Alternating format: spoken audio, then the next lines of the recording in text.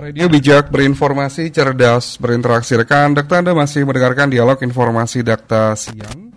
Paruh yang pertama, saya Ardi Mahardika dan juga Ari Yulianto masih akan temani Anda hingga menjelang pukul 12 waktu Indonesia Barat. Rekan Dakta, kepengurusan Dewan Pendidikan Kabupaten Bekasi periode 2022 sampai dengan 2027 resmi dilantik beberapa hari yang lalu.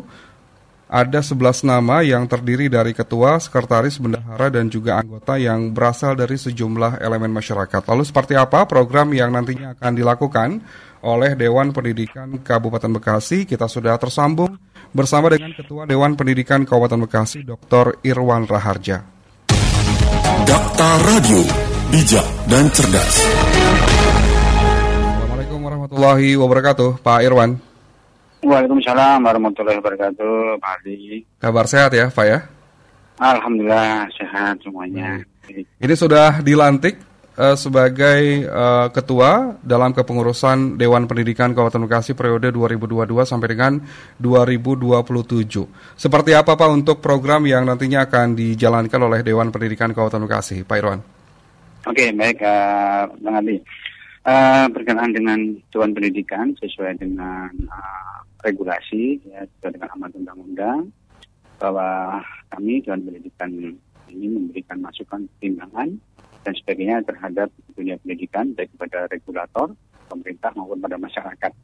Dan seperti kita ketahui bahwa Dewan Pendidikan di Kabupaten Bekasi ini vakum ya, kurang lebih 12 tahun, dan tentunya dengan masa yang begitu panjang, banyak sekali aspirasi, ide-ide, dan sebagainya yang mungkin belum tersampaikan, dan mungkin juga belum terrealisasikan. Nah, ini merupakan tantangan kami, PR kami sebagai Dewan Pendidikan 2022-2027 ke depannya. Nah, yang cukup memperhatikan dan miriskan bagi kami adalah bahwa RLS atau rata-rata lama sekolah Kabupaten Bekasi ini adalah 9,5 tahun. Artinya adalah bahwa wajib belajar 12 tahun ini belum sepenuhnya terlaksana di Kabupaten Bekasi. Yang mana notabene Bekasi ini banyak industri perusahaan, betul, ya, banyak kawasan, kurang lebih 7.000 perusahaan. Ya. Daya syaratnya tentu nggak mungkin dong lulusan SMP, minimal SMA atau sederajat SMK dan sebagainya. Nah, dengan RLS yang ada di Kabupaten Bekasi seperti ini, bagaimana daya saing lulusan-lulusan di Kabupaten Bekasi belum bersaing dengan dari luar daerah Kabupaten Bekasi atau luar Jawa Barat, seperti itu. Nah, ini PR kami. Apakah itu dikarenakan accessibility dari masyarakat ke SMA itu tidak memadai, dalam arti jumlah sekolahnya, jumlah SMA-nya memang terbatas, atau kemungkinan sekolahnya sudah memadai tapi ruang kelasnya yang tidak memenuhi, atau sebagainya. Nah, kita akan kaji lebih dalam, lebih jauh secara empiris gitu ya, indikator-indikator variabelnya seperti apa, dan ini nanti akan kita sampaikan kepada stockholder agar bisa menindaklanjuti, dan kita juga tentu akan support apakah mungkin terkait masalah dana misalnya. Kita bisa bekerjasama dengan perusahaan-perusahaan dan CSR ataupun dari donatur-donatur yang memang intens concern pada dunia pendidikan. Itu yang pertama. Kemudian yang kedua adalah kompetensi guru. Data 2021 November menunjukkan bahwa guru yang tersertifikasi di Kabupaten Bekasi ini tidak proporsional antara yang sudah dengan yang belum. Yang sudah itu mungkin sekitar 30% dari jumlah guru yang ada, baik itu yang PNS maupun non-PNS. Nah, ini menjadi concern kita juga. Nah, bagaimana guru belum tersertifikasi, dalam arti ketika guru sudah tersertifikasi, berarti dia sudah kompeten sebagai guru.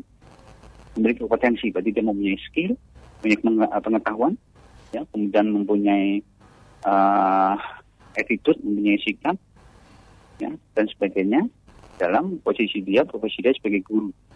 Nah, ketika yaitu bentuk legalisasi bahwa dia kompeten ya, tersertifikasi. Nah, inilah yang harus kita dorong sehingga kita memastikan ada peningkatan secara kuantiti bahwa dosen di guru di Kabupaten Bekasi mayoritas sudah tersertifikasi sehingga dia bisa mendeliver, dia bisa memahami betul bagaimana anak didik dan sebagainya. Yang kedua, dan yang ketiga itu adalah status guru. Ya. Status guru sama di Kabupaten Bekasi ada PNS dan bukan PNS. Nah, ini yang PNS itu ya, kita bukan PNS, yang non PNS itu bisa kurang lebih data ya, ini sama di 2021 itu sekitar 70%, ya, kurang lebih 70% itu adalah bukan non-PNS. Nah tentunya kalau kita bicara teori motivasi, bisa jadi nanti pengaruh terhadap effort dia, begitu ya. Kemudian terhadap keterikatan dia, engagement guru, ya. Karena ya dari sisi remunerasi, apresiasi, reward lah gitu ya. Tentu akan berbeda antara PNS dengan non-PNS. Nah ini tentunya bagaimana alokasi anggaran APBD terhadap yang guru-guru bukan PNS. Apakah nanti ada semacam subsidi, ya mungkin nggak terlalu besar, nggak apa-apa. Katakanlah mungkin hanya ratusan ribu, tapi ada bentuk apresiasi. Ini loh yang bisa saat ini kita sampaikan, kita berikan kepada guru-guru yang non-PNS. Artinya secara gradual kita akan mengalokasikan sesuai dengan porsi yang ada di Dinas Pendidikan anggarannya. Kemudian yang tidak kalah penting adalah kondisi ruang kelas. Yeah. Kondisi ruang kelas ya kalau kita lihat di kabupaten, tapi yang kota-kotanya sih oke gitu ya. Tapi bagaimana yang di daerah karena mungkin Babelan, kemudian Morekimbung dan sebagainya ini ya. Karena data juga masih sama. Karena saya based on data gitu bahwa ruang kelas antara yang rusak ringan ya, dengan yang baik itu lebih banyak yang rusak ringan. Betul. Ya, kalau rusak sedang atau berat ini cukup sedikit lah ya. Kalau dari data ini mungkin tidak sampai 5%, tapi yang rusak ringan. Nah ini melebihi daripada yang baik. Dalam arti kondisi lingkungan sekolah itu tidak secara total mensupport proses pendidikan. Ya, dengan misalnya dengan lampu, dengan pencahayaan yang memadai, kemudian dengan jumlah ruang kelas, kemudian keamanan dari anak-anak maupun guru sendiri, sehingga dia merasa tenang, nyaman ketika dia kerja atau si gurunya ya mengajar, muridnya yang belajar, tapi dia nggak aman karena wah ini bangunannya sudah reot, wah dindingnya sudah retak, kan dia selalu was-was, jangan-jangan kan bisa kapan saja itu terjadi runtuh atau sebagainya. Nah, karena dengan kondisi yang aman, nyaman, ya tentunya guru maupun anak didik serta didik akan belajar dengan tenang, dengan rileks gitu ya, memastikan bahwa kondisi bangunan dan sebagainya memadai lah gitu. Nah, mungkin itu kurang lebih menjadi PR kami, di samping tentunya karena kurang lebih 12 tahun vakum, ya, kami yakin banyak aspirasi, banyak keluhan dari masyarakat, pemerhati pendidikan, ya, maupun stakeholder ya, yang tentu harus kami tampung, kemudian kami follow up bagaimana dari solusi yang terbaik buat kita semua. Baik, jadi memang begitu. Sudah memetakan ya persoalan-persoalan di betul. pendidikan di wilayah Kabupaten Bekasi, infrastruktur, kemudian juga guru ya Pak ya, dan juga ruang kelas dan juga sebagainya. Ini ada beberapa anggota yang memang membidangi mulai dari PAUD hingga perguruan tinggi. Perguruan tinggi, betul. Isu yang cukup menarik Pak terkait dengan perguruan tinggi di wilayah Kabupaten Bekasi, wilayahnya cukup besar, kemudian juga banyak potensi di Kabupaten Bekasi. Ini juga diusulkan untuk ada perguruan tinggi negeri di wilayah Kabupaten Bekasi. Nah, untuk Dewan Pendidikan seperti apa nantinya, Pak Irwan? Masalah perguruan tinggi, jadi perguruan tinggi negeri lah ya. Ini kan sebenarnya ranahnya dinas dan Pemda gitu ya. Bagaimana Pemda dalam hal ini dari sisi dana, karena saya yakin tidak mudah dan tidak murah untuk bisa mendirikan perguruan tinggi negeri dan masih milik Kabupaten Bekasi ya. Nggak mungkin cukup cuma 200 miliar, 300 miliar gitu ya. Untuk bangunannya, tanahnya, infrastruktur dan sebagainya, belum nanti untuk operasional cost-nya gitu kan. Nah ini kan juga belum tenaganya ya, tenaga pendidik maupun tenaga pengajarnya seperti itu, administrasi pendidiknya juga. Ini memang menjadi program jangka panjang menurut saya gitu ya. Dalam arti ya butuh banyak hal yang dipersiapkan, baik teknis maupun non teknis, baik finansial maupun non finansial. Tapi kalau memang itu menjadi itikat bersama, ya mari kita siap selaku Dewan Pendidikan gitu ya, baik secara konsep seperti apa. Karena kebetulan saya juga dosen gitu ya, kurang lebih 15 tahun gitu ya, di beberapa perguruan tinggi. ya minimal ada gambaran lah, karena saya juga sebagai praktisi, teman sebagai dosen gitu ya. Ya mari tinggal bagaimana keseriusan dari stakeholder Kabupaten Bekasi untuk memiliki sebuah perguruan tinggi negeri gitu ya. Kerawang sudah punya, gitu ya, Tasikmalaya sudah punya. Bagaimana Kabupaten Bekasi yang ya saya kira potensinya sangat luar biasa ya, potensinya. Nah, bagaimana kita merubah potensi ini menjadi nyata. Baik. Ini kan ke pemerataan pendidikan ini juga jadi concern Dewan Pendidikan ya, Pak Betul, Irwan. betul. Ini kan Ya. juga masih ada kesenjangan antara swasta dan juga negeri ini di wilayah Kabupaten Bekasi. Betul. Bahkan orang tua juga kadang kalau ingin menyekolahkan anaknya lebih ke negeri minded. Nah, bagaimana nanti Dewan Pendidikan ini meramu ataupun juga membuat program-program yang memang nantinya sekolah-sekolah swasta juga bisa turut kualitasnya lebih baik lagi, Pak Irwan?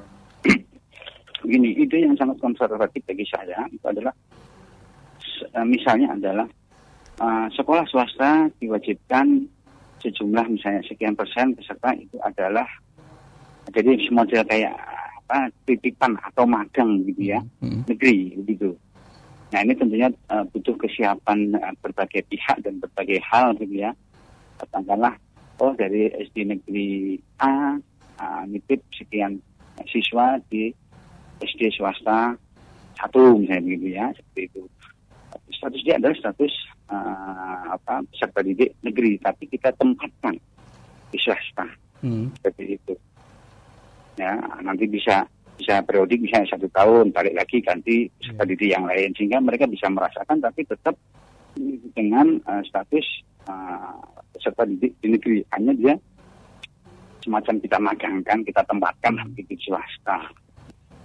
Nah, tentu butuh kesiapan semuanya ya, karena salah satu hal yang cukup menjadi concern di kita di pendidikan masalah bullying gitu ya, dan masalah ini kan cukup ada tiga hal ya. Salah satunya adalah bullying, dan sampai semacam ini nanti menjadi potensi masalah baru lagi. Nah tentunya saya persiapkan itu jangan sampai nanti peserta didik dari negeri tapi kita titipkan atau kita magangkan, kita tempatkan di swasta, akhirnya malah jadi muncul masalah baru. Nah ini perlu kesiapan semua pihak, semua hal ya, agar bisa memastikan ya semacam perguruan tinggi kan ada MBKM seperti ya, jadi dia sekian tahun, sekian semester di perguruan tinggi yang berbeda. Tentunya ada agreement ya antara perguruan tinggi A dengan perguruan tinggi 1 gitu ya, dan sebagainya. Nah, kenapa tidak ada salahnya kita adapt itu gitu ya, kita adapt itu ya, kita benchmark lah ya, disesuaikan tentunya bagaimana kalau di level SD, di level SMP, level SMA, kemana yang memungkinkan untuk melakukan hal semacam itu gitu ya. Kemudian apa yang perlu disiapkan, soft-nya, hard-nya dan sebagainya begitu. Iya. Itu salah satu terobosan, banyak hal terobosan. Ini butuh keberanian saja dan keseriusan saja bagi saya dan teman-teman anggota dewan maupun stakeholder yang lainnya. Iya, Pak Irwan, kalau misalnya terkait dengan link and match antara dunia pendidikan dan juga industri, seperti apa nanti ke depan Dewan Pendidikan untuk menjalankannya, Pak? Nah, salah satunya adalah program pemagangan. Iya. Pemagangan atau PKL. Nah, pemagangan dan PKL. Karena ada sedikit miss antara pemagangan dengan outsource dan sebagainya. Nah, bagaimana ada beberapa mata pelajaran itu yang harus disisipkan, dipersiapkan atau minimal dipahamkan kepada peserta didik. Ya, baik itu yang SMK maupun yang SMA gitu ya. Sehingga pada saat memang mereka ingat untuk melanjutkan bekerja, bukan melanjutkan perguruan tinggi yang pendidikan yang lebih tinggi, dia sudah siap. Justru kenyataan di lapangan itu memang seperti yang disampaikan sama tadi bahwa link and match-nya kurang. Kebutuhan industri seperti apa, lulusan seperti apa. Saya bisa katakan seperti ini karena saya juga kebetulan praktisi. Saya salah satu GM di perusahaan Jepang di kawasan MM 2100 gitu ya. Jadi memang apa yang dibutuhkan industri dengan apa yang dihasilkan oleh dunia pendidikan dan SMK maupun SMA kurang sesuai. Nilainya bagus nih, matematikanya bagus, ya IPA-nya bagus. Jadi pada saat kita melakukan tes, melakukan wawancara, tidak sesuai apa yang kita harapkan, gitu ya. Dan itu, nah bagaimana dengan di luar Kabupaten Bekasi, ya tentunya kan jadi kompetitor mereka. Iya. Begitu kan. Nah, sementara kalau kita melihat bagaimana hasil prestasi pendidikan di Kabupaten Bekasi, di Jawa Barat lah kita bandingkan di Jawa Barat, nggak usah di bawah Jawa Barat, di Jawa Barat saja kita masih di bawah Bogor dan Depok. Ya, padahal kalau kita lihat topografinya di kita kan, ya seharusnya tidak terlalu jauh berbeda gitu ya. Tapi data dari dinas provinsi kita berada di bawah mereka. Nah, ini juga ada apa? Kita harus kaji ya, secara empiris, secara ilmiah, ataupun akan menunjukkan konsep dan sebagainya, ya, berdasarkan data fakta dan empiris begitu. Ya. Baik. Jadi memang banyak sekali ya program-program yang nantinya akan dilakukan oleh Dewan Pendidikan ya Pak ya, bekerja sama dengan Betul. Ya, ini memang jadi tantangan kami ya, jadi challenge kami, tapi kami juga akan merasa pride, merasa puas, bangga ketika hal-hal ini bisa kita selesaikan.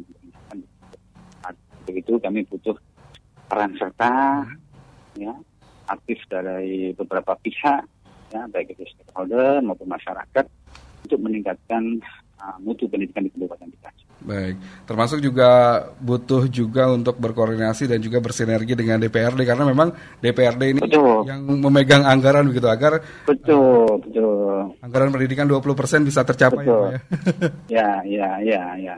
Terkait tadi apalagi menyinggung masalah perguruan tinggi negeri kabupaten. Nah, ini anggarannya monggo. Iya. Enggak kumahan dari Dewan apakah ada atau tidak? Kalau ada ya bagaimana, kalau tidak mau seperti apa solusinya kan begitu. Iya. Ya. Oh, kita harus ada target katakanlah 5 tahun ke depan harus punya negeri. Ya udah kita persiapkan dong. Betul. Ya kan jangka pendeknya apa dulu, jangka menengahnya apa dulu. Oke, 5 tahun harus terrealisasi. Kalau nggak ditarget itu, nggak ada time schedule-nya, ya kan ya nggak terukur. Begitu. Baik. Pak Irwan, mungkin terakhir apa yang ingin disampaikan kepada masyarakat dan juga dukungan bagi peningkatan pendidikan di Kabupaten Bekasi begitu ya? Silakan Pak. Ya, baik, kami harapkan seluruh pihak, seluruh elemen masyarakat ya turut berpartisipasi secara aktif terhadap kemajuan pendidikan di Kabupaten Bekasi. Pendidikan bukan semata-mata nilai mata pelajaran atau nilai mata kuliah, tetapi dari semua aspek, baik dari sisi knowledge-nya, rohaninya, ya, keimanannya, rohani konteksnya ada seperti itu, dan kemudian secara fisik juga seperti itu.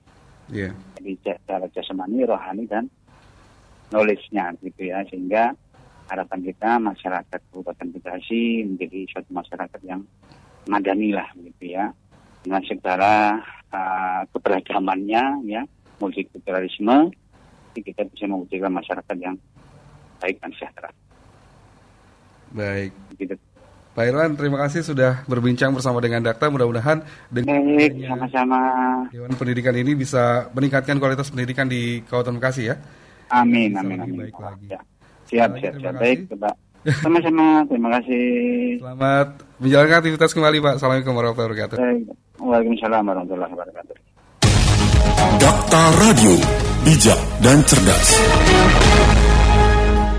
Itu tadi kami ajak berbincang Ketua Dewan Pendidikan Kabupaten Bekasi Dr. Irwan Raharja SEMM.